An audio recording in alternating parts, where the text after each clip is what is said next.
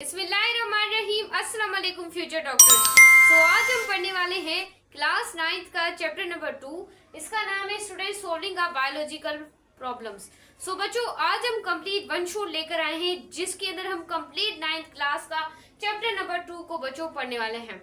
बहुत important chapter है, तो जो स्टूडेंट चैनल पे आए हैं लाइक सब्सक्राइब और शेयर कर दें, क्योंकि मैं ये आपसे वादा करती हूँ आपको ये चैप्टर बिल्कुल क्रिस्टल क्लियर हो जाएगा। और आपका यही है कि चैनल को लाइक और सब्सक्राइब करें और वीडियो को आगे तक शेयर कर दें। और याद रखिएगा हमारा व्हाट्सएप चैनल है टीच डो, उसको लाजमी ज्वाइन कीजिएगा। और अगर आप ज्वाइन करेंगे आपको बहुत ज्यादा। तो सोल्विंग का बायोलॉजिकल प्रॉब्लम, आप देखें अभी 9th क्लास के अंदर आए हैं, तो आप लोगों को साइंस के बारे में तो पता ही होगा। साइंस हम ऐसी स्टडी को बोलते हैं, ऐसा साइंटिफिक मेथड जहां पर हम प्रॉब्लम्स को क्या करें, सोल्व आउट करें। यानी कि यहाँ पर और कुछ न्यू इंफॉर्मेशन को हम यहाँ पर देखें।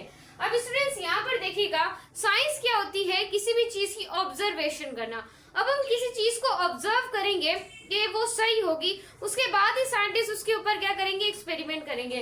बिना वजह तो वो भी एक्सपेरिमेंट नहीं करने वाले। उसके बाद साइंटिफिक जो मेथड होता है वहां पर हम प्रॉब्लम को सॉल्व करते हैं, जो कि नई हमें वहां से क्या मिलती है, इंफॉर्मेशन भी मिलती हैं। अब यहाँ पर देखिए आपके पास साइंटिफिक मेथड क्या है, उसको आपको पढ़ने की जरूरत है। साइंटिफिक मेथड क्या होता है, जहां पर आप ऑब्जर्वेशन करते हैं, उस चीज को ऑब्जर्व कर रहे हैं। आपके ख्याल में वो जो सवालात का अभी तक आपको जवाब नहीं मिले, तो आप उस पर क्या करें, ऑब्जर्व करते हैं अपने माइंड के अंदर। उसके बाद आप उसकी हाइपोथेसिस करते हैं। फिर आपको अगर वो चीज मिल गई है, सही है, फिर आप उसका क्या करते हैं, एक्सपेरिमेंट करते हैं। ये चीज आपने क्या करनी है, याद रखनी है, बहुत इंपॉर्टेंट चीज है। अब यहाँ पर स्टूडेंट्स आपने देखना है बहुत इंपॉर्टेंट चीजों को। तो साइंटिफिक यहाँ पर आपने देखना है, सबसे पहले हम कोई भी चीज है उसकी क्या करते हैं, ऑब्जर्वेशन करते हैं। फिर हम उसकी क्या करते हैं, हाइपोथेसिस करते हैं। उसके बाद हम उसका क्या करते हैं, एक्सपेरिमेंट करते हैं। उसके बाद एक कुछ साइंटिफिक मेथड है जो बायोलॉजिकल हमारी प्रॉब्लम्स होती हैं, उसमें बायोलॉजिकल मेथड क्या होता है बच्चों, ये एक तरह का सिस्टमेटिक वे होता है कोई भी बायोलॉजी की जो प्रॉब्लम है उसको हल करने का। अब फॉर एग्जाम्पल हमें कोई चीज थी हमारे दिमाग के अंदर, लेकिन वो अभी तक डिस्कवर नहीं हुई, तो हम क्या करेंगे, उसको हम सॉल्व करेंगे। वो जो बायोलॉजी की प्रॉब्लम है उसका हल निकालेंगे। तो उसी हल निकालने को आप क्या बोलते हैं, बायोलॉजिकल मेथड बोलते हैं। उसके बाद है रिकॉग्नाइजेशन ऑफ बायोलॉजिकल जो प्रॉब्लम होती है। रिकॉग्नाइजेशन का मतलब होता है किसी चीज को पहचानना। ऐसे कि question related to living organism, सवालात होना लिविंग ऑर्गेनिज्म के रिलेटिव, उसको हम सिंप्लीफाई कहते हैं कि हम उसे रिकॉग्नाइज कर रहे हैं, इसको बायोलॉजिकल प्रॉब्लम को। उसके बाद है हमारे पास why river plant healthier than other. अब जो दरिया के करीब जो पौधे होते हैं वो बहुत ज्यादा हेल्थियर होते हैं एज कम्पेयर टू, अगर हम देखें एज कम्पेयर टू दूसरे पौधों को देखें, तो वो जो दरिया के करीब होते हैं वो क्यों बड़े होते हैं। मेरे दिमाग में ये सवाल आ रहा है कि भाई जो दरिया के करीब पौधे होते हैं वो क्यों बड़े होते हैं, और जो थोड़े दूर होते हैं यानी कि दरिया के करीब नहीं होते वो क्यों इतने छोटे छोटे से होते हैं। सो इसका हल हमें चाहिए, मतलब कि ये मेरा सवाल है, मुझे इसकी चाहिए आंसर। तो मुझे क्या क्या इसके लिए करना पड़ेगा, आपने वो देखना है। अब स्टूडेंट सबसे पहले उस चीज की होगी ऑब्जर्वेशन। ऑब्जर्वेशन के अंदर हम गैदरिंग इंफॉर्मेशन ऑफ 5 सेंसेस, हमारे पास 5 सेंसेस होते हैं, आपको पता है। उसकी मदद से जो इंफॉर्मेशन को हम गैदर करते हैं उसको आप ऑब्जर्वेशन के अंदर रखेंगे। आप सूंघना, देखना, सुनना और उसके बाद टच करना, फील करना, तो ये आपके क्या 5 सेंसेस है। उसकी मदद से अगर आप कोई चीज करते हैं तो ये आपके पास क्या होती है, ऑब्जर्वेशन होती है। उसके बाद है क्वालिटेटिव एंड क्वांटिटेटिव। क्वालिटेटिव क्या होती है, जिसको आप मेजर ना कर सके। क्वांटिटेटिव आप उसे करते हैं जिसको आप मेजर कर सके। ऐसे कि फ्लावर कलर जो होता है उसको आप मेजर नहीं कर सकते, वो एक फ्लावर का कलर होता है। जैसे कि लीफ की स्ट्रक्चर, जो कोई भी पत्ता है उसकी स्ट्रक्चर का होना, तो ये भी क्या है आप लोगों के पास, क्वालिटेटिव है।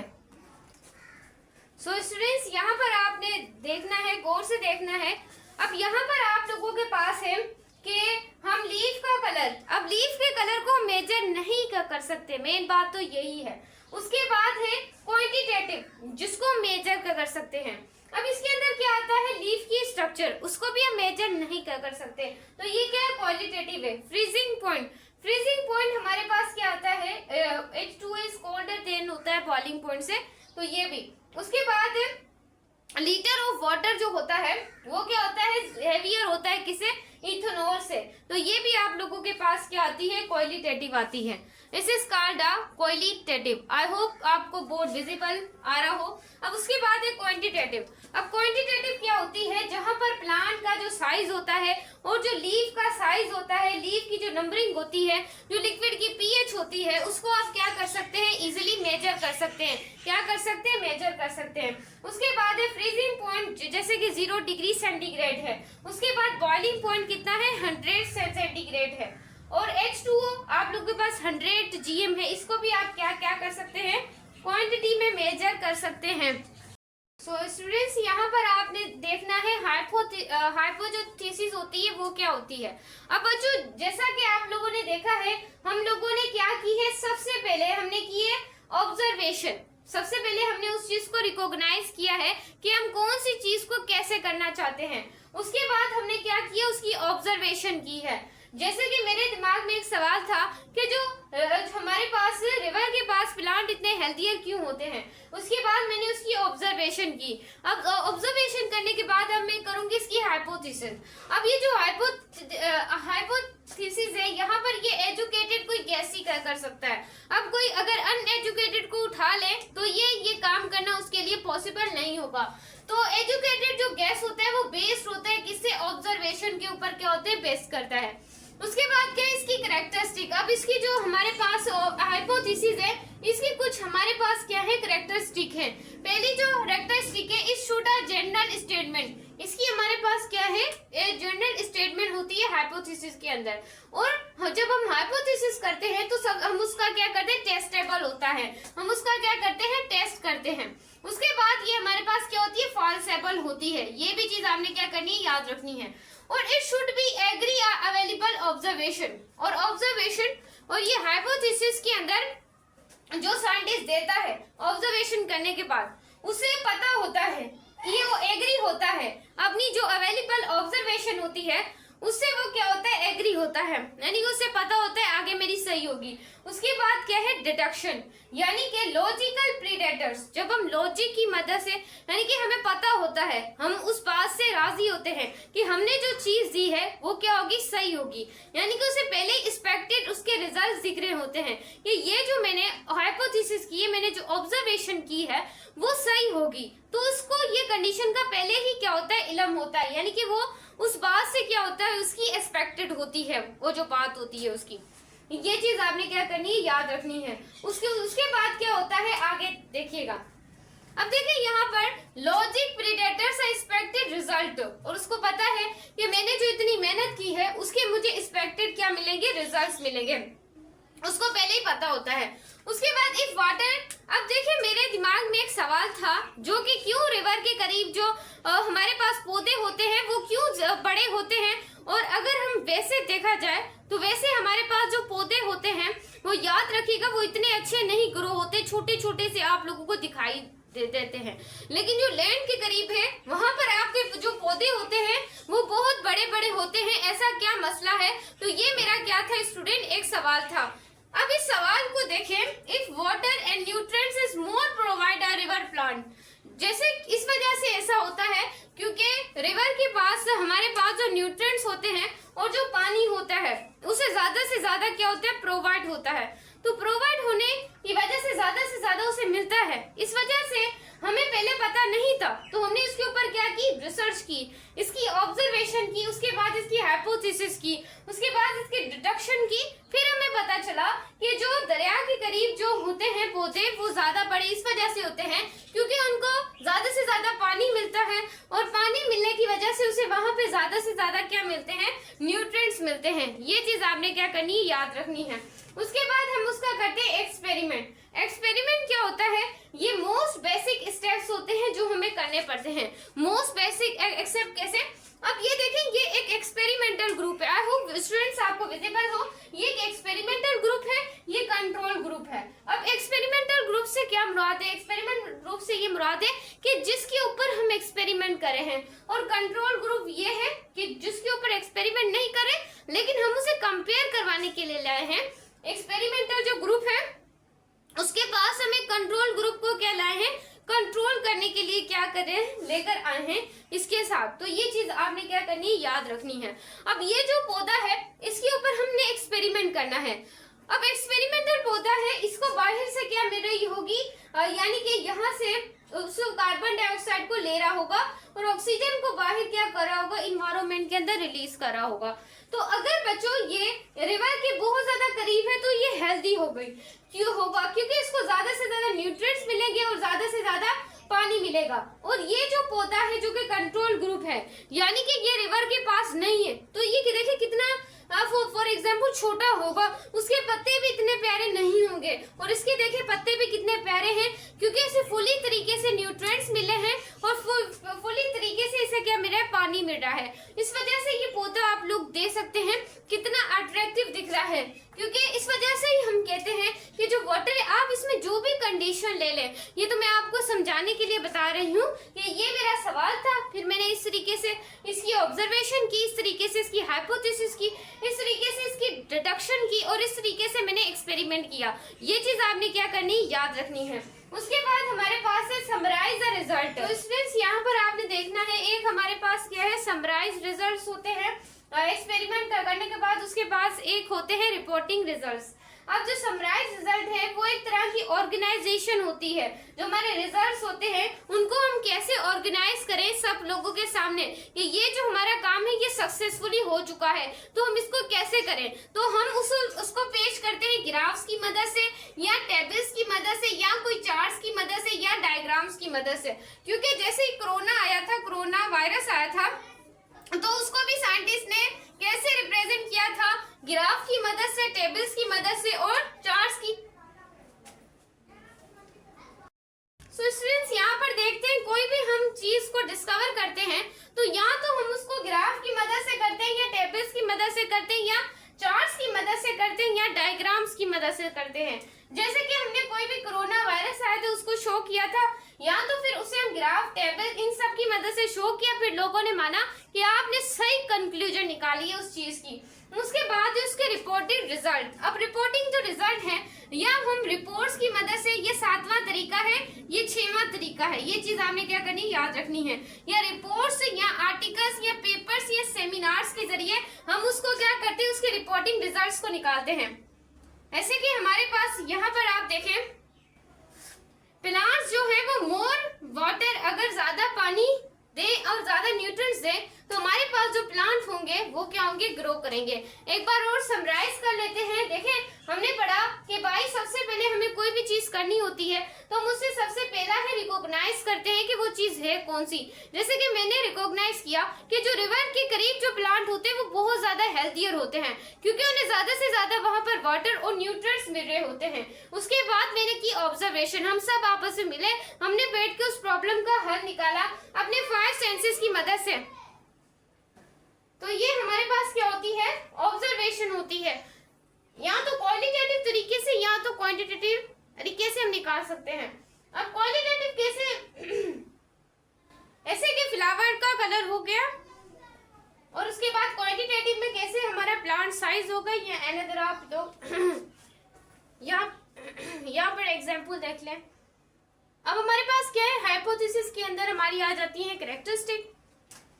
जैसे कि इसे कोई एजुकेटेड जो गैस होता है उसकी मदद से हम कर लेते हैं, और इसकी कैरेक्टरिस्टिक ये है कि it should be a general करते हैं, और उसके बाद एग्री होते हैं हम, ये जो हमने ऑब्जर्वेशन किया उससे राजी होते हैं। उसके बाद है उसकी डिडक्शन, हम उसकी लॉजिकल क्या करते हैं, प्रेडेटर्स करते हैं। हमें पता होता है कि हमारे रिजल्ट यहाँ पर क्या होंगे, सही होंगे। उसके बाद है कि हमारा ये सवाल था कि जो लैंड के करीब जो प्लांट है वो ज्यादा अच्छे होते हैं एज कम्पेयर टू अनदर, अगर देखा जाए तो हम उसका बाद में क्या करते हैं, उसका एक्सपेरिमेंट करते हैं। और एक्सपेरिमेंट के अंदर जैसा कि हमने एक एक्सपेरिमेंटल ग्रुप लिया जिसके ऊपर हम एक्सपेरिमेंट कर रहे थे, और एक था कंट्रोल ग्रुप जो कि हम जिसके साथ कंपेयर कर रहे थे उसको। तो उसके बाद हमने ये समराइज रिजल्ट मिले, ये सही हो गया, सक्सेसफुली हो गया। तो ग्राफ्स की मदद से, टेबल या चार्ट्स की मदद से हमने उसे क्या किया, पेश किया था। तो हमें पता चला कि प्लांट में इस वजह से ज्यादा रिवर के ज्यादा बड़े होते हैं क्योंकि ज्यादा से ज्यादा वहां पर वाटर और न्यूट्रिएंट्स मिल रहे होते हैं। तो चलिए नेक्स्ट टॉपिक की तरफ चलते हैं। तो हमारे पास बायोलॉजिकल प्रॉब्लम्स क्या है? पहले जो पुराने जमाने में बहुत बड़ी जो प्रॉब्लम हुआ करती थी वो हुआ करती थी कि मलेरिया। मलेरिया क्या है, व्हाट इज मलेरिया, सबसे बड़ी ये थी प्रॉब्लम। उसके बाद साइंटिस्ट ने सबसे पहले क्या की, ऑब्जर्वेशन। उन्हें पता था कि 2000 फिजिशियन जो थे उन्हें पता था, वो जानते थे कि अगर किसी को मलेरिया होता है तो उसको चिल्स होती है, वो ठीक ठीक नहीं लगता, उसके बाद उसे बुखार होता है। तो पुराने जो साइंटिस्ट थे 2000 जो फिजिशियन थे वो समझ जाते थे कि ये मलेरिया का पेशेंट है। उसके अंदर ये दो कंडीशन उसे क्या करती थी, दिखाई दे देती थी। उसके बाद उसकी क्या होती थी, ऑब्जर्वेशन होती थी। ऑब्जर्वेशन के अंदर क्या होता था कि common people near the marshy areas, जो कि गंदगी वाले एरियाज पर रहते हैं, जहां पर पानी बहुत ज्यादा होता है, वहां पर बहुत सारी गंदी चीजें प्रेजेंट होती है। तो वो ये समझते थे कि जो पानी है हमारे पास, वाटर है, वाटर में क्या पड़ती है, गंदी हवा पड़ती है, उसके बाद पानी उलूदा होता है, उस पानी को हम पी लेते हैं, इस वजह से मलेरिया क्या होता है, लगता है। वो ये समझते थे यानी कि साइंटिस्ट। फिर आगे आगे हमें जैसे जैसे डिस्कवरीज होती गई तो हमें क्या लगता गया उस चीज का पता। तो यहाँ पर हमारे पास क्या है, मार्शी एरियाज। यहाँ पर हमारे पास मले का मतलब है बेड, और यहाँ पर हमारे पास जो एरियाज है उसका मतलब है कि जो हवा से लगते। तो स्टूडेंट्स यहाँ पर आपने देखना है, यहाँ पर लिखा हुआ है कि कॉमन पीपल, यानी कि उसको लगता था कि हवा जैसे ही पानी को पड़ती है तो पानी आलूदा हो जाता है और हम पीते हैं तो हमें मलेरिया की बीमारी लग जाती है। लेकिन हमें पता है ऐसा नहीं है, लेकिन ये जो बोर्ड है हमें मानना पड़ेगा। उसके बाद क्योंकि पहले ये जो थे साइंस सोचा करते थे लोग, उसके बाद याद रखिएगा जैसे ही वो जो लोग थे उन्होंने रिस्क लिया कि सच में ऐसा है कि पानी के ऊपर गंदी हवा पड़ती है और पानी क्या हो जाता है, आलूदा हो जाता है। तो ऐसा ही है, इस वजह से उसने क्या किया, लोगों ने रिस्क लेना स्टार्ट किया। उन्होंने वो जो सोचा ये गंदा पानी है, इसको हम एक बार पी के देख लेते हैं, यानी कि पानी गंदा है, उसमें आके वो हवा लगती है और हवा आलूदा हो जाती है, जब वो हमें लगती है तो हमें मलेरिया हो जाता है। वो ये समझते थे। उन्होंने क्या किया कि उस पानी को, मतलब कि पानी गंदा होने की वजह से वो हवा को लग रहा है और हवा क्या हो रही है, आलूदा हो रही है, वो ये समझ रहे थे। तो उन्होंने रिस्क लिया और वो पानी उठाकर उन्होंने क्या कर लिया, पी लिया। और जैसे ही बच्चों उन्होंने पानी पिया तो उन्हें मलेरिया हुआ ही नहीं। तो ये उन्होंने क्या लिया था, सबसे पहला रिस्क लिया था। तो ये चीज आपने क्या करनी है, याद करनी है। तो ये उन्होंने किया था। उसके बाद हुई डिस्कवरी ऑफ क्योर, क्योर किया गया। उसके बाद 17th सेंचुरी में एक क्यूना बार्क होती है, प्लांट के ऊपर ही एक तरह की उसकी बार्क लगी होती, तो वो क्यूना क्या थी, एक तरह की बार्क थी। वहां से जिसको भी मलेरिया का पेशेंट होता था वो थोड़ी देर के लिए स्टूडेंट क्या हो जाता था, सही हो जाता था, यानी कि थोड़ी देर के लिए आराम मिलता है। ऐसे कि हमारे सर में दर्द होती है तो हम आराम के लिए क्या लेते हैं, पैनाडोल लेते हैं। इस वजह से वहां पर क्या था, क्यूना की बार्क थी, उससे उनको जो मलेरिया की पेशेंट है उनका थोड़ा से थोड़ा बुखार क्या होता था, उतरता था। एक तरह का वो एक बार्क होती थी प्लांट की, जैसे कि होती है। उसके बाद लोगों ने उसे ज्यादा से ज्यादा सेल करना स्टार्ट किया। अब लोगों की ये ज्यादा से ज्यादा बिकने लग गई, क्योंकि यहाँ 100% में थे, वहाँ 92% को मलेरिया होता ही था। बाकी कुछ परसेंट ऐसे होते थे जिनको नहीं होता था, वो भी मैं आपको बताऊंगी क्यों नहीं होता था। उसके बाद उन्होंने क्या किया, ज्यादा वो चीज बिकने लग गई तो उन्होंने क्या किया, बेईमानी करना शुरू हो गया, क्योंकि इंसान को लालच हो जाती है उसको ज्यादा कोई चीज मिले तो। फिर उनकी ये ज्यादा से ज्यादा लोगों की ये चीज बिकने लग गई, तो उन्होंने क्या किया, बेईमानी मतलब कि करना स्टार्ट की।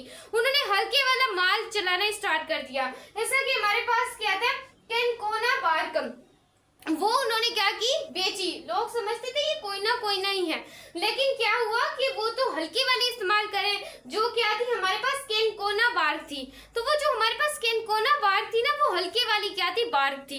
तो इस वजह से उन्होंने सेल करना स्टार्ट की। लोग कोई ना समझ के इसे खरीदते थे, लेकिन उन पागलों को क्या पता कि वो ये पियेंगे तो और भी हेल्दी हो जाएंगे। तो वो पिया तो वो हैरान हो गए कि कोई ना में क्या पावर आ गई है, जो हम इतने सही हो रहे हैं। फिर जैसे साइंटिस्ट ने रिसर्च की कि भाई वो तो तुम्हारे साथ बेईमानी कर रहे थे, वो तुम्हारे ही उन्होंने भला कर दिया। तो यहाँ पर स्टूडेंट्स देखना है linking malaria of micro organism, कि माइक्रो ऑर्गेनिज्म का इस मलेरिया के साथ क्या लिंकेज है, उसको हम पढ़ने वाले हैं। उसके बाद 1878 के अंदर एक फिजिशियन था जिसका नाम था लार्वेरान। तो उसने क्या किया कि जो ब्लड है मलेरिया पेशेंट का, उसको माइक्रोस्कोप से देखा, यानी कि थोड़ा सा कोई भी सैंपल है उसके अंदर ब्लड निकाला, और ब्लड निकालने के बाद उसे माइक्रोस्कोप से क्या किया, आइडेंटिफाई किया। तो उसने ये नोटिस किया कि वो जो ब्लड है उसके अंदर छोटे छोटे पार्टिकल्स है, तो उसने छोटे छोटे पार्टिकल्स को नाम दिया प्लाज्मोडियम नाम दिया। उसके बाद 18 सेंचुरी 18वीं जो सदी थी उसमें मतलब कि हमारे पास साइंटिस्टों ने क्या किया, अब यहाँ पर स्टूडेंट देखना है, बहुत इंपॉर्टेंट है। जो मलेरिया है वो लिंक्ड होता है मार्शी एरिया, जो गंदे, जहाँ पर पानी ज्यादा होता है, गंदे होते हैं। उसके बाद हमारे पास है quinine was effected at treating malaria. तो ये जो कोयना ये थोड़ी देर के लिए मलेरिया के पेशेंट को आराम दे रही है। उसके बाद जो हम पानी पी रहे हैं गंदा, जो वो पानी है does not cause a malaria, वो गंदा पानी मलेरिया का काज नहीं है, वो साइंटिस्ट हमें बता रहा है। वो बता रहा है कि प्लाज्मोडियम जो ब्लड में है वो क्या है, मलेरिया का काज है। गंदा पानी मलेरिया का काज, पहले लोग समझते थे कि गंदा पानी मलेरिया का काज है, लेकिन वो नहीं है गंदा पानी मलेरिया का काज। मलेरिया का काज है कि आपके ब्लड के अंदर प्लाज्मोडियम का होना। उसके बाद आगे उन्होंने यहाँ पर ऑब्जर्वेशन करना 18 सेंचुरी में इस साइंटिस्ट ने करना स्टार्ट की। उसके बाद इसकी हुई हाइपोथेसिस के अंदर उन्होंने बोला सच में हमें पता चल गया है कि भाई मलेरिया का काज ही कौन है, हमें पता चल गया है कि मलेरिया का काज है प्लाज्मोडियम। फिर आगे उसकी क्या हुई, डिडक्शन हुई, मजा आना शुरू हुआ। अब देखिए डिडक्शन, प्लाज्मोडियम काज मलेरिया की, प्लाज्मोडियम ये सच में पक्का हो गया कि ये मलेरिया का काज है, जो कि हमारे ब्लड के अंदर क्या है, प्रेजेंट है। उसके बाद उसके ऊपर होने लगे स्टूडेंट एक्सपेरिमेंट होना शुरू हुए। फिर एक क्या हुआ, एक्सपेरिमेंटल ग्रुप। अब एक्सपेरिमेंटल ग्रुप से क्या मुराद है कि उसने ब्लड का सैंपल लिया। अब देखो किसी को शुगर होती है तो शुगर को चेक करने के लिए हम कोई भी एक निप्सी होती है उसके अंदर उसका क्या डालते हैं, ब्लड डालते हैं।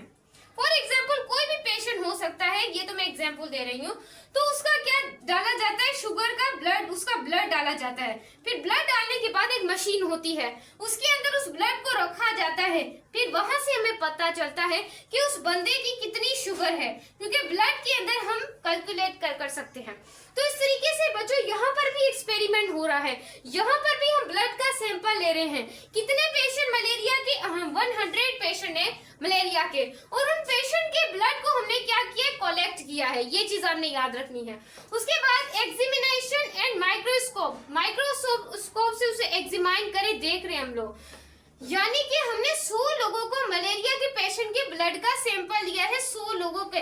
अब आगे देखें मैं क्या बोलना चाह रही हूँ। अब यहाँ पे एग्जामिनेशन जो माइक्रोस्कोप है हमारे पास, ऑल प्लाज्मोडियम एक कंट्रोल ग्रुप है। कंट्रोल ग्रुप के अंदर उसने क्या किया, एक हमने एक्सपेरिमेंटल ग्रुप के अंदर 100 लोगों के जो बीमार लोग थे जिसको मलेरिया था उस पेशेंट का क्या लिया, ब्लड लिया, और 100 ऐसे लोग थे जो कि सेहतमंद लोग थे। तो सेहतमंद लोग के अंदर भी 93 लोग जो थे वो सही थे, उनके अंदर कोई प्लाज्मोडियम नहीं था। लेकिन उसके अंदर भी 7 लोग ऐसे थे जिसके अंदर प्लाज्मोडियम था, उसको हम कहते हैं इनकप्शन। अब जो हमारे पास इनकप्शन है उससे क्या मुराद है, तो यहाँ पर स्टूडेंट्स आपने देखना है इससे क्या मुराद है, यानी कि उनके अंदर अभी बैक्टीरिया, मतलब कि हमारे पास मलेरिया हुआ नहीं है, लेकिन उनके अंदर वो बैक्टीरिया एंटर हो चुका है, वो प्लाज्मोडियम एंटर हो चुका है। अब आहिस्ता आहिस्ता जाकर वो जगहों को क्या करेगा, इफेक्ट करेगा, यानी कि वो भी इसका शिकार बनने वाले हैं, लेकिन अभी जाहिर नहीं हुआ, लेकिन हो जाएगा। तो उन्होंने इस तरीके से बच्चों क्या की, रिसर्च की। उसके बाद आई इसकी कंक्लूजन, प्लाज्मोडियम ही मलेरिया का क्या है, सबसे बड़ा काज है, प्लाज्मोडियम ही। उसके बाद हमारे पास कुछ बायोलॉजिकल मेथड से और कुछ हमारे पास सवाल आ जाते हैं। अब मेक ऑब्जर्वेशन, अगर हम ऑब्जर्वेशन को बनाना चाहें, हम उसकी हाइपोथेसिस करते हैं सबसे पहले, उसके बाद हम क्या करते हैं, उसकी प्रेडिक्शन करते हैं कि भाई वो सही है गलत है। उसके बाद हम उसका एक्सपेरिमेंट करते हैं, उसको एक्सपेरिमेंट करते हैं तभी तो हम पर लोग यकीन करेंगे। अगर हम एक्सपेरिमेंट नहीं करेंगे तो लोग हम पर क्यों यकीन करेंगे। उसके बाद हम क्या करें, उसकी एनालाइज करते हैं, फिर उसका रिजल्ट निकलता है। एक बार और रिव्यू कर लेते हैं कि हमने क्या पढ़ा है, क्योंकि शोर की वजह से मैं ज्यादातर आपको कुछ बता ही नहीं पाई। तो यहाँ पर आपने मलेरिया को देखना है कि 200 फिजिशियन ऐसे थे जिनको पता था कि अगर किसी को मलेरिया होगा तो उसको बुखार चढ़ेगा और वो सही फील नहीं करेगा जिसको मलेरिया होगा। देखिए, मलेरिया होना कोई बड़ी बात नहीं होती। अब वैसे तो मुझे तो पता है कि मलेरिया को कौन काज करता है, मच्छर करते हैं, लेकिन ऐसा ऐसा पता चलेगा, आगे हम पढ़ेंगे तो पता चलेगा कि मच्छर ही हैं जो कि मलेरिया को काज करते हैं। लेकिन इनको लग रहा है पहले गंदा पानी है वो मलेरिया का काज है, इनको ये फील हो रहा है। उसके बाद साइंटिस्ट आया 18वीं सेंचुरी में, उसने बताया कि नहीं, तुम्हारे ब्लड के अंदर कुछ टिनी पार्टिकल्स है, उसे हम प्लाज्मोडियम कहते हैं। ये पूरी हिस्ट्री ये बहुत मजेदार है, कहानी स्टोरी की तरह है। उसके बाद कुछ लोग ऐसे थे जिन्होंने वो पानी पिया, फिर पता चला कि पानी काज नहीं है। फिर साइंटिस्ट ने बताया कि तुम्हारे ब्लड के अंदर टिनी पार्टिकल्स है, वो प्लाज्मोडियम है। फिर इस तरीके से बच्चों रिसर्च होती रही, बड़े बड़े साइंटिस्ट आते रहे, बड़ा बड़ा काम करके यहाँ से जाते रहे। सो फ्रेंड्स, यहाँ पर इस तरीके से उन्होंने क्या की, सबसे पहले ऑब्जर्वेशन की, हाइपोथेसिस की, डिटेक्शन की कि प्लाज्मोडियम ही मलेरिया का काज है। भाई अभी तो मान लो तुम। उसके बाद के एक्सपेरिमेंटल ग्रुप, जहां पर उन्होंने 100 लोगों के मलेरिया के जो पेशेंट, एक चुन्नू एक मुन्नू, उन दोनों का लिया। चुन्नू हमारे पास क्या एक्सपेरिमेंटल ग्रुप है, और जो मुन्नू है वो हमारे पास क्या है, कंट्रोल ग्रुप है। सही। अब जो कंट्रोल ग्रुप था, फॉर एग्जाम्पल जो मुन्नू था उसमें क्या थे, हेल्थी पेशेंट थे, और इसमें क्या थे, हमारे पास जो चुन्नू था उसके अंदर हमारे पास क्या थे, एक्सपेरिमेंटल क्या थे, पेशेंट थे। सही। उन्होंने ये क्या किए, एक्सपेरिमेंट किए। ये चीज आपने क्या करनी, याद रखनी है। उसके बाद हेल्दी पेशेंट में से भी 97 में 90 जो हमारे पास कितने 3 में तो ये बीमारी नहीं थी, लेकिन 7 लोग अभी भी उस बीमारी के शिकार थे, लेकिन उनमें शो नहीं हुई थी। लेकिन इनमें तो शो, हमने क्या किया, कंपैरिजन किया। अब चलते हैं आगे, आगे क्या होगा। अब बच्चों यहाँ पर देखिए कंक्लूजन में कि पता चल गया है कि प्लाज्मोडियम ही काज है मलेरिया का। उसके बाद biological method, question, observation, scientist hypothesis की, प्रेडिक्शन की, एक्सपेरिमेंट किए, फिर एनालाइज करेंगे क्या वो हाइपोथेसिस सही है या गलत है। बच्चों कोई भी लॉ या कोई भी प्रिंसिपल ऐसे नहीं बनता। डार्विन की थ्योरी क्यों करेक्ट हुई, क्योंकि उन्होंने बार बार, साइंटिस्टों ने खुद ने जिसने की थी उसे बार बार कहा कि मैं गलत कर दूं, ये सही कैसे हो सकती है, लेकिन बार बार रिजल्ट सही आए उसके। ये हम पढ़ने वाले हैं आगे, थ्योरी और प्रिंसिपल को। तो स्टूडेंट्स काफी ज्यादा साइंटिस्ट रिसर्च करते हैं इसके ऊपर, फिर देखते हैं कि भाई सच में जो हाइपोथेसिस है वो सही है या फिर गलत है। क्योंकि ऐसे कोई भी चीज दुनिया में नहीं आती, उसको बार बार कोई ना कोई इंटेलिजेंट साइंटिस्ट उसे गलत करने में लगे रहते हैं, लेकिन वो सही हो तो उसे गलत कौन कर पाए ना भाई। तो यही बात हो गई यहाँ पर। तो स्टूडेंट्स ये चीज आपने क्या करनी है, याद रखनी है। अब हम आगे चलते हैं और आगे देखते हैं कि किस तरीके से लोगों को पता चला कि मच्छर ही क्या है, मलेरिया का काज है। कि ब्लड के अंदर जो प्लाज्मोडियम होता है आखिर वो किसकी वजह से होता है, तो आज हम उसके इंतकाम तक पहुंच ही चुके हैं। तो जो स्टूडेंट चैनल पे हैं लाइक, सब्सक्राइब और शेयर कर दें। तो चलें स्टार्ट करते हैं, लेट्स गेट स्टार्टेड। हमारा व्हाट्सएप चैनल टीच 2 को लाजमी ज्वाइन कीजिएगा। सो आगे चलते हैं हम लोग। सो यहाँ पर how does Plasmodium inter a blood, यानी कि जो प्लाज्मोडियम है वो ब्लड के अंदर इंटर होता है, सो उसका काज कौन तो होता है, तो आज हम वो पढ़ेंगे। उसके बाद हम पढ़ेंगे थ्योरी कब बनती है और कब वो एक लॉ बनता है और कब वो एक प्रिंसिपल बन जाता है, जिसको लोग गलत भी करना चाहे तब भी गलत नहीं कर सकते, तब भी एक लॉ बनता है। उसमें 100% क्या होती है कि ना गलत होने की प्योरिटीज होती हैं। सो यहाँ पर सबसे पहले आपको पता है ऑब्जर्वेशन होती है। तो 1883 के अंदर AFA किंग हमारे पास एक साइंटिस्ट था, इसने क्या की, ऑब्जर्वेशन की। इसने कहा कि जो वो लोग जो मच्छरदानियों के अंदर सोते हैं, नेट के अंदर सोते हैं, तो उनको मलेरिया नहीं होता, और वो लोग जो मच्छरदानियों नेट के बाहर सोते हैं तो उनको ज्यादातर मलेरिया देखा गया। तो साइंटिस्ट ने सोचा कि क्यों इसका काज कहीं मच्छर तो नहीं है, क्योंकि जो लोग मच्छरदानियों के अंदर सो रहे हैं, नेट के अंदर सो रहे हैं, उनको मलेरिया काज नहीं हो रहा, और जो मच्छरदानियों के बाहर सो रहे हैं उनको क्या रहे, मलेरिया काज हो रहा है। तो साइंटिस्ट को पता चल गया कि ये जो प्लाज्मोडियम ब्लड के अंदर है ये मच्छर की वजह से है, क्योंकि रोज रोज जब हमें मच्छर खाते हैं तो ऐसा ऐसा वो इफेक्टेड होता जाता है, जो कि हमें वो मच्छर दे के जाते हैं। प्लाज्मोडियम हमारे ब्लड के अंदर वो बढ़ता जाता है जैसे जैसे वो काटते रहते हैं। तो जो नेट के अंदर सो रहे थे उन्हें वो बीमारी हुई नहीं। तो साइंटिस्ट को पक्का चल गया कि भाई मच्छर ही क्या है, मलेरिया का काज है। तो ये बहुत फनी एक तरह की बात है। कि जो भाई सो रहे थे नेट के अंदर उनको मलेरिया हो ही नहीं रहा था, बहुत कम हो रहा था। उसके बाद उसने क्या किया, हाइपोथेसिस की। हाइपोथेसिस के अंदर उसने बताया कि मॉस्किटो ही है जो क्या फैला रहे हैं, मलेरिया को फैला रहे हैं। उसके बाद है डिडक्शन। उसके अंदर उसने क्या किया, प्लाज्मोडियम प्रेजेंट है मॉस्किटो के अंदर। उसने देख लिया कि सच में जो प्लाज्मोडियम है वो मॉस्किटो लेकर आती हैं, क्योंकि प्लाज्मोडियम मॉस्किटो के अंदर होता है, वो हमारे ब्लड में छोड़ जाती हैं। तो यही क्या है, मलेरिया का काज है। तो उसने क्या किया, एक्सपेरिमेंट किया।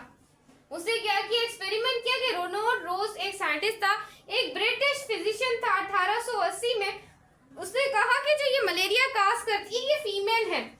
ये कौन है, फीमेल है, बड़ी शातिर है। ये क्या है, फीमेल है, जो कि हमारे पास है एनोफिल्स। एनोफिल्स एक फीमेल है जो क्या करती है, कोई भी इंसान होता है उसके अंदर प्लाज्मोडियम छोड़ के जाती है, और जो प्लाज्मोडियम है वो क्या बनता है, मलेरिया का काज बनता है। तो वो जब वो बाइट करता है किसी भी पर्सन को, तो उस पर्सन को क्या हो जाता है, मलेरिया हो जाता है। उसके बाद पेशेंट एग्जामिन्ड अ मलेरिया मल्टीपल। अब यहाँ पर देखें, जैसे ही कोई एक पर्सन है, ये फॉर एग्जाम्पल कोई एक पर्सन है, ये पर्सन यहाँ पर गाने गा रहा था, तो यहाँ पर आगे उसके मच्छर आ गए यहाँ पर। अब मच्छर ने उसे क्या कर दिया, यहाँ से काट दिया। अब मच्छर ने जैसे ही उसे काट दिया तो वो बेचारा बुखार में हो गया, चिलनेस हो गई, बेचारा बीमार हो गया। उसके बाद साइंटिस्टों ने क्या किया कि जिसको मलेरिया था वो जो हमारे पास वो एक पर्सन था, एक क्या था, पर्सन था, तो वो मच्छर लाके उसके करीब रख दिया। जब दोबारा से उसने वो जो मलेरिया वाले पर्सन को बाइट किया उस मच्छर ने, तो मच्छर के अंदर मलेरिया की मल्टीपल जो प्लाज्मोडियम है उसके पेट के अंदर उसकी कॉपीज बनना स्टार्ट हो गई। तो बच्चों, ज्यादातर ये इंसानों के ऊपर एक्सपेरिमेंट नहीं किया जाता क्योंकि उनकी जान बचाई जाती है। तो ये तो एक तरह की उसने किया एक हाइपोथेसिस की कि सच में अगर वो दोबारा से अगर खाएगा तो उस जो मच्छर है उसके पेट में उसकी मल्टीपल कॉपीज बनना स्टार्ट। देखिए, एक बार उस पर्सन को खाया, हेल्दी पर्सन को, वो हेल्दी पर्सन क्या हो गया, मलेरिया का पेशेंट बन गया। जैसे ही वो बच्चों मलेरिया का पेशेंट बन गया, तो मलेरिया के पेशेंट बनने से होगा क्या, वो मलेरिया का पेशेंट बन गया। तो दोबारा जब मलेरिया की पेशेंट के पास उस साइंटिस्ट ने उस मच्छर को लाके खड़ा किया, तो मच्छर ने दोबारा उसको काट लिया। तो उस मच्छर के अंदर, अब उसके अंदर प्लाज्मोडियम दोबारा से मच्छर के अंदर चला गया, तो मच्छर के पेट के अंदर दोबारा से वो मल्टीपल कॉपीज बनना क्या हो जाएंगी, प्लाज्मोडियम की शुरू हो जाएंगी। उसके बाद हमारे पास आता है, उसने अब सेकेंड एक्सपेरिमेंट कर्ल्स ने किया, जो कि मतलब के मॉस्किटो ने उसने बाइट। अब जो एक स्पेरो है जो कि उसे बाइट किया है मलेरिया, जो इस स्पेरो हो गई, उसको किसी मच्छर ने बाइट कर दिया है, अब वो मलेरिया की पेशेंट हो गई है। उसने क्या किया, उस साइंटिस्ट ने, जो कि मलेरिया की पेशेंट एक स्पेरो है, उसके सामने उसने क्या किया, एक मच्छर को लाके खड़ा कर दिया और मच्छर ने दोबारा से उसको काट लिया। तो अब उसके मच्छर के पेट के अंदर मलेरिया की कॉपीज बनना स्टार्ट हो गई। उसके बाद एक हेल्दी स्पेरो थी, उस हेल्दी स्पेरो को दोबारा से किसी मच्छर ने काट लिया। तो वो मलेरिया की पेशेंट की कहा, जब वो दोबारा से मच्छर उसे काटेगा तो उसके जो पेट है मच्छर के, उसके अंदर उसकी मल्टीपल कॉपीज बनना क्या हो जाएंगी, शुरू हो जाएंगी। तो ये कॉन्सेप्ट है, थोड़ा देखिएगा। उसके बाद है डेटा ऑर्गेनाइजेशन, उसके बाद है डेटा एनालाइज, कि डेटा को किस तरीके से ऑर्गेनाइज किया जाता है और डेटा को किस तरीके से एनालाइज किया जाता है, ये पढ़ते हैं। Information gather by the observation and experiment. हम इंफॉर्मेशन को जब हम इकट्ठा करते हैं कोई भी ऑब्जर्वेशन कर एक्सपेरिमेंट कर, उसे सिंपलीफाई हम कहते हैं डेटा ऑर्गेनाइजेशन। इसके अंदर बच्चों सबसे पहले होती है आपकी कि किस तरीके से पेश करना है। कोरोना वायरस आया था, तो कोरोना वायरस को उन्होंने ग्राफ की फॉर्म में शो किया, किसी ने उसे याद रखिएगा टेबल्स की फॉर्म में, मैप्स की फॉर्म में शो किया, तो इसको भी कुछ इस तरीके से शो किया गया। उसके बाद नेक्स्ट हमारे पास है डेटा एनालिसिस, कि हम डेटा की एनालिसिस कैसे करते हैं। बड़ा कॉन्सेप्ट तो यही है। तो हम क्या करते हैं, स्टैटिस्टिकल मेथड के तौर पर करते हैं। जैसे कि आप पढ़ेंगे क्लास 11 के अंदर एक चैप्टर है, इसका नाम, क्लास 10 के अंदर एक चैप्टर है मैथमेटिक्स के अंदर, इसका नाम है स्टैटिक्स। वहां पर आप बहुत इंपॉर्टेंट ब्रैकेट्स वाले कॉन्सेप्ट पढ़ेंगे, फिर आप उसका मैट्रिक्स निकालेंगे, फिर आप उसका आंसर निकालेंगे। बहुत मजेदार चैप्टर है, आप मैट्रिक में पढ़ेंगे, याद रखिएगा 9th के स्टूडेंट। उसके बाद आप डेटा को क्या करते हैं, इंटरप्ट करते हैं। उसके बाद हमारे पास जो रेशियो होता है वो रिलेशन होता है दो नंबर्स का। एक तो बच्चों ये क्या है, ये हमेशा याद रखिएगा रेशियो की निशानी होती है, और ये बच्चों हमेशा याद रखिएगा ये डिवाइड की निशानी होती है। तो चलिए आगे चलते हैं। उसके बाद क्या है, इफ देयर 50 अगर मलेरियल पेशेंट है, 50 मलेरिया की पेशेंट है, उसमें से 150 हेल्दी पेशेंट है, 50 मलेरिया से के पेशेंट है और जो 150 है वो बिल्कुल सेहतमंद पेशेंट है, उसका अगर हम डिवाइड करके उसका रेशियो निकालते तो उनका रेशियो क्या बनेगा, 1/3 बनेगा। और इसका प्रोपोर्शन क्या बनेगा, वे टू अ कंपेयर, हम उस वे से उसे क्या करेंगे, कंपेयर करेंगे। उसके बाद देखिए 2 इक्वल रेशियोज है यहाँ पर, A B equal to A ratio B and C ratio D. तो यहाँ पर स्टूडेंट देखिए, अगर इसकी एग्जाम्पल ले, 20 स्पेरो है 20 स्पेरो है जिनको मलेरिया मतलब के बाइट किया हुआ है, और 12 ऐसी है जिनको क्या मलेरिया है, यानी कि 20 ऐसी हैं जिनको वो बाइट कर कर गया है और 14 ऐसी हैं जिनको मलेरिया है। How much get 100 get malaria.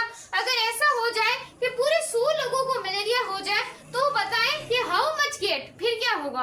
तुम 100 से क्या करेंगे, 100 दोनों साइड 100 लिखेंगे। अब हमने x क्या करना है, मालूम करना है, तो 100 और 100 को दोनों साइड लिखेंगे, 100 को मल्टीप्लाई करेंगे 40 को डिवाइड करेंगे 20 से, तो 17% होगा। अगर 100 को अगर मलेरिया हो जाए तो इसका हमारे पास जो रेशियो बनेगा वो कितना बनेगा, हमारे पास 17% बनेगा। आई होप यू अंडरस्टैंड, ये चीज आपने याद रखनी है, बहुत इंपॉर्टेंट चीजें आपको बता रही हूँ। उसके बाद नेक्स्ट हमारे पास है थ्योरी, लॉ एंड प्रिंसिपल, कि थ्योरी क्या होती है, फिर लॉ क्या होता है, फिर उसका प्रिंसिपल क्या होता है, ये चीजें हमें पढ़ने की जरूरत है। जब हाइपोथेसिस रिपीट होने लग जाए एक्सपेरिमेंट में, जब हाइपोथेसिस है वो एक्सपेरिमेंट के अंदर रिपीट होना शुरू हो जाए, रिपीटेड होना शुरू हो जाए, तो कंसिस्टेंसी से whole few biologist gain confidence validity, यानी कि ऐसा हो जाए कि बार बार साइंटिस्ट उस चीज के बारे में एक्सपेरिमेंट करें और वो चीज क्या रखे, दोबारा से बार बार सही होने लग जाए, बार बार सही होने लग जाए, बार बार सही होने लग जाए, तो साइंटिस्ट को एक कॉन्फिडेंस आ जाता है कि ये क्या वैलिडिटी है। उन्हें पता होता है कि भले जो भी रिसर्च कर ले लेकिन हमारा एक्सपेरिमेंट बिल्कुल सही है। सो ये हमारे पास क्या होती है, थ्योरी बन जाती है। फिर ये हाइपोथेसिस थ्योरी में कन्वर्ट हो जाती है, जब बार बार सही रिजल्ट आते हैं, जब बार बार बिल्कुल करेक्ट रिजल्ट आते हैं, तो साइंटिस्ट समझ जाते हैं कि ये हमारी जो हाइपोथेसिस है अब ये थ्योरी बन जाएगी। उसके बाद है कैरेक्टरिस्टिक। अब कैरेक्टरिस्टिक क्या है, इस supporting the large amount of evidence, फिर इसे वो लोग सपोर्ट करते हैं कि ताकि इसकी एविडेंस सही निकल सके। उसके बाद it always open the testing channel, फिर हम उसको क्या करते हैं, टेस्ट करते हैं अच्छे तरीके से। तो यहाँ पर आपने देखना है, यहाँ पर इसकी कैरेक्टरिस्टिक है, यहाँ पर आपने देखना है जैसे कि यहाँ पर डार्विन थ्योरी ऑफ एवोल्यूशन। बच्चों इस डार्विन जो थ्योरी है एवोल्यूशन को, काफी साइंटिस्ट ने इसको गलत करने की बहुत ज्यादा नाकाम कोशिश की है, लेकिन ये जो डार्विन की थ्योरी है हमेशा इसके रिजल्ट क्या है, करेक्ट आए हैं। इस वजह से बच्चों ये एक लॉ में कन्वर्ट हो गई है, क्योंकि लॉ ऐसी चीज है, थ्योरी को बाद में भी कोई गलत कर सकता है रिजल्ट की बुनियाद पर, लेकिन लॉ प्रिंसिपल को कोई गलत नहीं कर सकता। भले साथ साथ जो साइंटिस्ट है सदियों में कोई भी आ जाए, कितना भी बड़ा बन जाए, लेकिन जो लॉ बन गया है, जो प्रिंसिपल बन गया है, उसको कोई तबाह नहीं कर सकता, लेकिन थ्योरी को गलत कर सकते हैं। तो डार्विन का जो थ्योरी है वो प्रिंसिपल में कन्वर्ट होगी, क्योंकि डार्विन की थ्योरी जितने भी साइंटिस्ट आए गलत करने की कोशिश की, लेकिन वो गलत नहीं हुई, क्योंकि बार बार उन्होंने रिजल्ट निकाले, वही रिजल्ट आए। तो डार्विन की थ्योरी लॉ में कन्वर्ट हो गई है। अब यहाँ पर आपने देखना है लॉ और प्रिंसिपल क्या होता है। तो साइंटिस्ट क्या करते हैं, एस्टेब्लिश करते हैं यूनिवर्सल फैक्ट। कुदरत के अंदर एक यूनिवर्सल फैक्ट होता है, जैसे कि हार्डी-वेनबर्ग लॉ, ये इसको कभी भी साइंटिस्ट आए बहुत ज्यादा 2000 के अंदर भी नाकाम कोशिशें लगी हुई हैं, 1900 में भी नाकाम कोशिशें लगी, लेकिन इसके लॉ को कोई गलत नहीं कर पाया। उसके बाद है Mendel's law of inheritance. Mendel ने एक मोनोहाइब्रिड क्रॉस या डाई हाइब्रिड क्रॉस, जो मैं पढ़ा चुकी हूँ वन शॉट के अंदर, वैसे भी इनहेरिटेंस का चैप्टर आप अभी 9th में, तो आप आगे पढ़ेंगे इंशाल्लाह जब आप क्लास इंटर में आएंगे। अब यहाँ पे देखिए मेंडल्स लॉ ऑफ, एक बच्चों मोनोहाइब्रिड होते हैं और एक डाई हाइब्रिड क्रॉसेस होते हैं, यानी कि मतलब कि प्लांट्स होते हैं, एक राउंड शेप वाला होता है और रिंकल वाला होता है। जब हम आपस में दोनों को क्रॉस करते हैं, यानी कि दोनों को आपस में क्रॉस करते हैं, तो पहला जो पेरेंटल जो जनरेशन होती है उसके अंदर जो हमें रिजल्ट मिलते हैं, सारी जो ऑफस्प्रिंग ऑफस्प्रिंग होती, सारे जो बच्चे होते हैं उनके वो राउंड होते हैं। फिर F1 जनरेशन होती है, उसके अंदर 3 राउंड होते हैं और 1 रिंकल। ऐसा क्यों होता है? क्योंकि बच्चों जो राउंड वाला है ना, जो फीमेल वाला है, वो डोमिनेंट कैरेक्टर है और वो जो रिंकल है ये रिसेसिव है। तो ये पेरेंटल जनरेशन में शो ही नहीं होता, ये शो होता है F1 जनरेशन की। बच्चों आप पढ़ेंगे, मैं आपको इंटर की चीजें बता रही हूँ। तो F1 जनरेशन के अंदर तीनों फिर राउंड मिले, फिर एक क्या मिला, रिंकल मिला कि थोड़ा सा उसे दिख गया हम लोगों को। फिर F2 जनरेशन के अंदर ऐसा ही हुआ, फिर हमें क्या मिले, 3 ये मिले और 1 रिंकल मिला। तो इस तरीके से आप पढ़ेंगे। मेंडल्स के लॉ को भी आज तक कोई गलत नहीं कर पाया और ना ही कभी कर पाएगा। नाकाम कोशिश कामयाब नहीं होगी। उसके बाद है कि यहाँ पर की डिफरेंट थ्योरीज है, यानी कि कहा जाता है कि व्हाई समथिंग हैपनिंग डायनामिक, कि कैसे चीजें हैं वो डायनामिकली हो जाती हैं। उसके बाद इन्वॉल्व है न्यू एविडेंस ऑफ एनर्जी, इसमें न्यू एविडेंस होती है, एनर्जीज लगती हैं काफी देखा जाए तो।